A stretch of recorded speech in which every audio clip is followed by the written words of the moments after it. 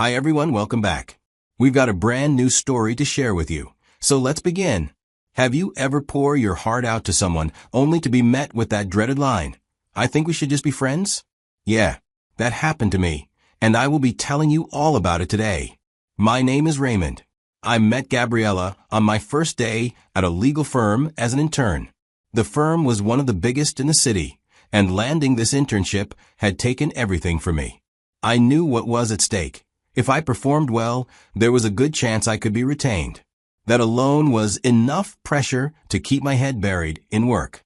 I didn't even know her name at the time I saw her. She walked in casually, holding a case file, which she handed off at the front desk where I was seated. And I remember thinking, how can someone be this beautiful? I tried to snap myself out of it, reminding myself it was just a passing distraction. I mean, I'd had crushes before that faded with time. But with Gabriella, it felt different from the jump. I thought I'd get over it eventually. If I buried myself in work, this feeling would die off like all the others had. But it didn't. With each passing day, it only got worse. Every time she walked by, I caught myself looking up from my screen. Not even intentionally. It felt stupid, honestly. I was supposed to be laser-focused, trying to prove myself in a room full of sharp minds and overachievers. But there I was, caught up in the idea of someone who hadn't said more than hi or hello to me. Gabriella had lodged herself in my mind without even trying. One Thursday, I was seated at my desk, neck deep in some case files. That was when Gabriella walked over to my corner. I remember how she hesitated for a second before speaking, like she wasn't sure if I was the right person to ask. Her voice was soft, a little unsure, but polite. She needed help figuring out a particular clause in a contract draft our boss had asked her to review. It wasn't exactly something beyond her reach, but she said she had seen me work on a similar file a few days earlier and thought I could explain it better. That moment caught me off guard. Up until then, I had only said quick hi's and hellos to her in passing. Now, she was talking to me. I tried to play it cool, but the truth is, my brain scrambled for words that didn't sound dumb. I showed her what I knew, step by step, making sure she actually understood. We ended up talking longer than I expected about the document at first, but then a bit about work stress and deadlines. It wasn't flirtatious, just warm and human, but for me, it was everything. After she thanked me and walked away, I sat there lost in thought for a few seconds. I felt useful, seen, and important. That one conversation gave me a confidence boost I didn't even know I needed. I wasn't just another intern in the corner anymore. But that moment also made everything harder. Before, I could tell myself that my feelings for her were just surface level, that I'd eventually get over it. But after actually talking to her, whatever I felt before started growing roots. That first real interaction became the thread that started pulling me closer to something I didn't know how to untangle myself from. My lucky break came when I got paired with Gabriella on a major project. This wasn't just any task. They handed us a case that required months of dedication, precision, and a lot of long nights. For me, it was the kind of opportunity one had been silently praying for since I stepped into the building. I knew from day one that if I wanted to be retained after my internship, I had to prove myself, and this project could very well make or break that possibility. Working with Gabriella so closely, though, was a double-edged sword. On one hand, I finally had a reason to be around her, to talk to her, without it feeling forced or awkward.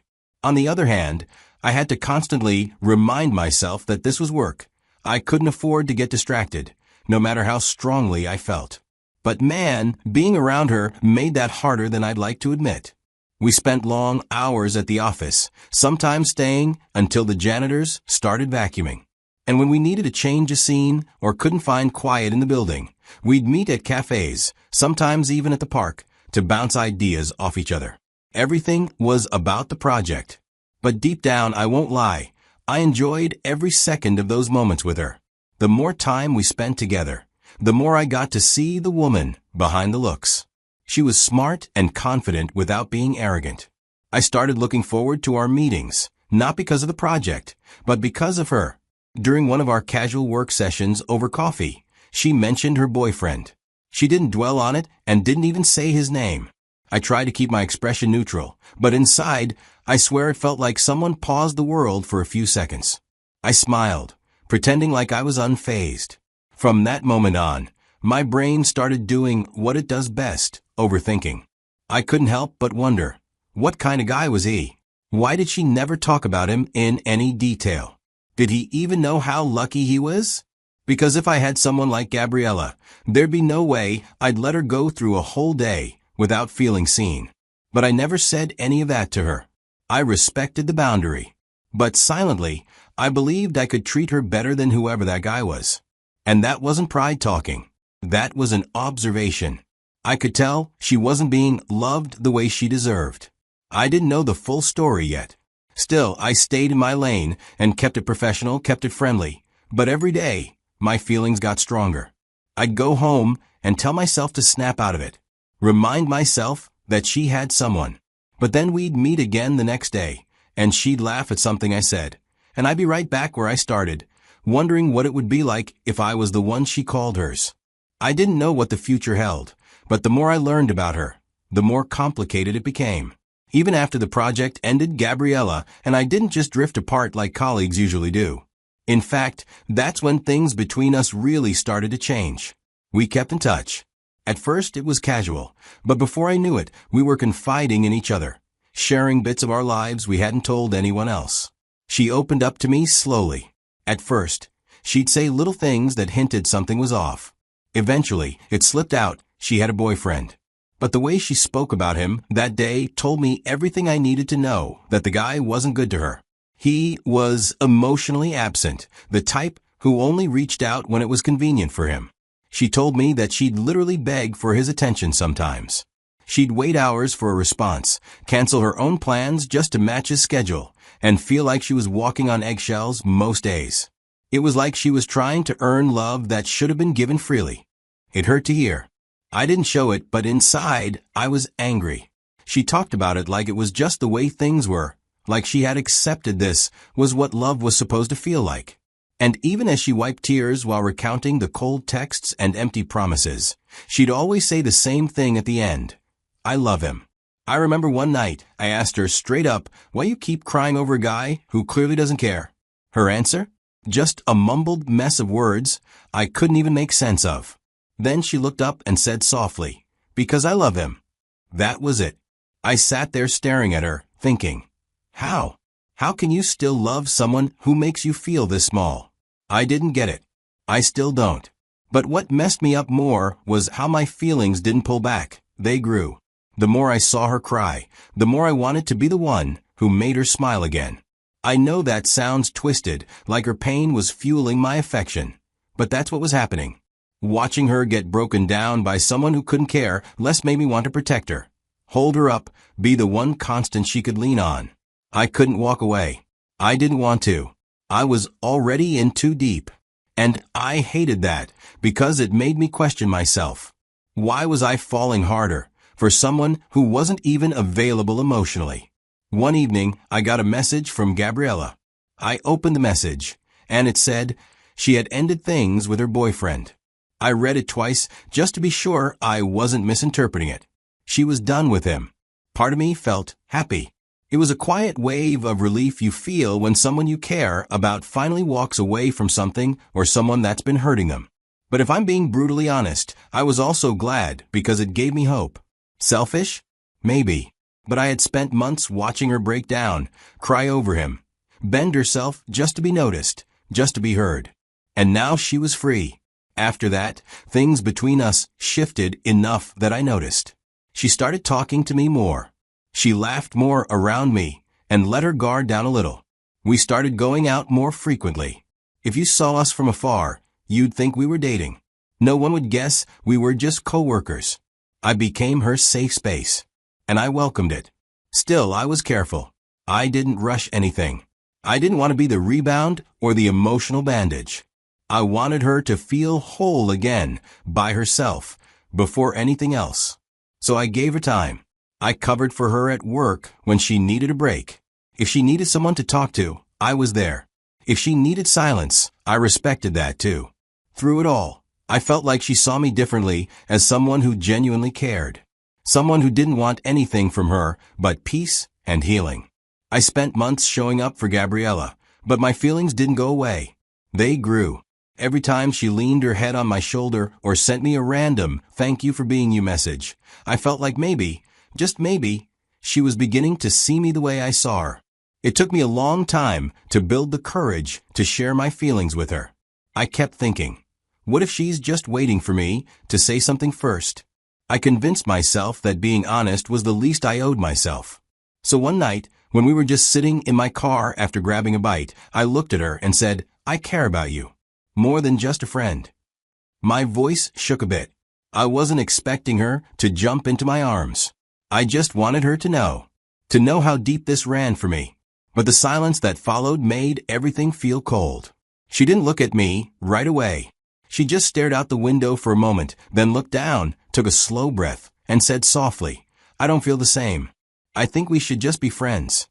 It felt like someone had slammed a door on my chest. Still, I smiled, nodded like it was fine, and said, "I understand."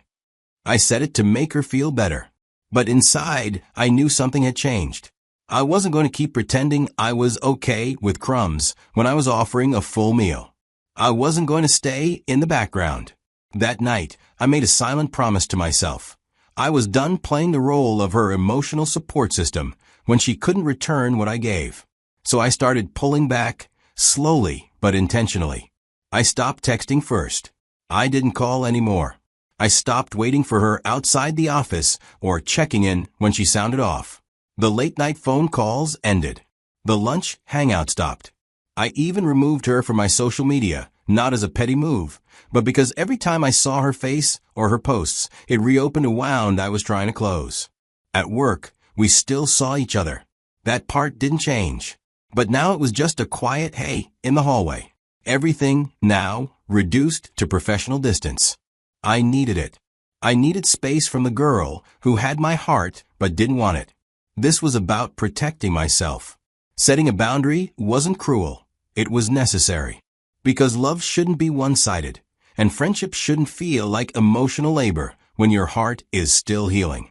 One quiet evening at the office, when most people had already packed up and left, and the usual hum of chatter had died down to the occasional footsteps.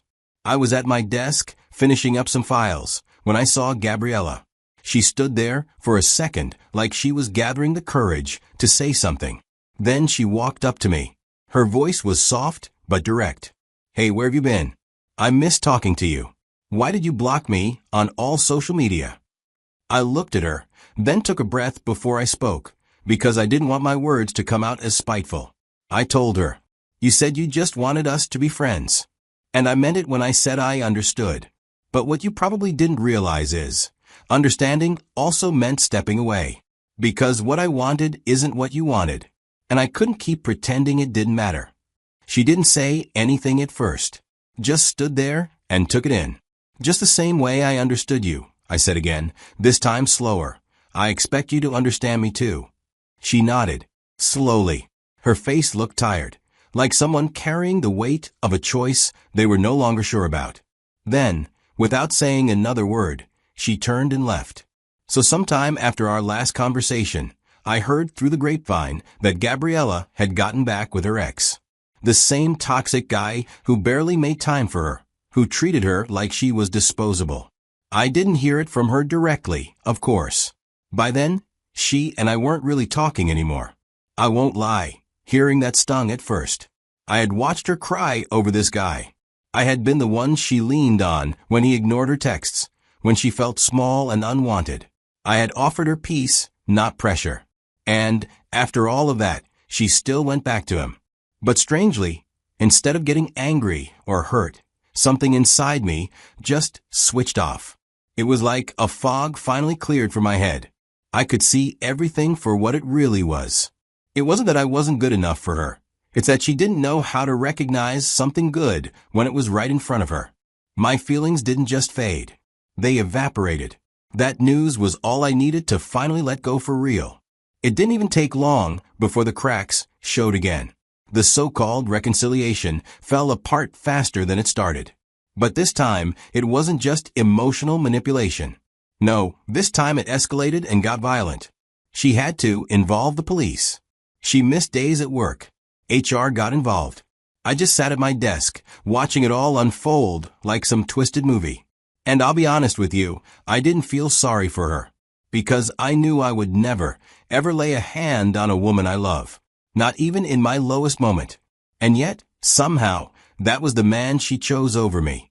That was the person she tried to fix things with. She couldn't see the difference between someone who wanted to build her up and someone who slowly tore her down. And because of that, she chose the pain she was familiar with over the love she never gave a chance.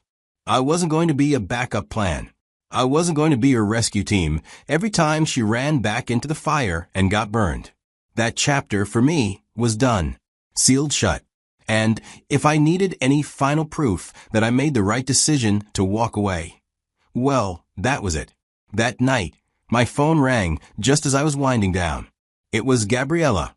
I hesitated before answering, already sensing this call wouldn't be casual. The moment I picked up, she didn't waste any time. Her voice was soft, but heavy, like it had been soaked in tears. She said, "I really need you right now." And for a second, the old version of me stirred.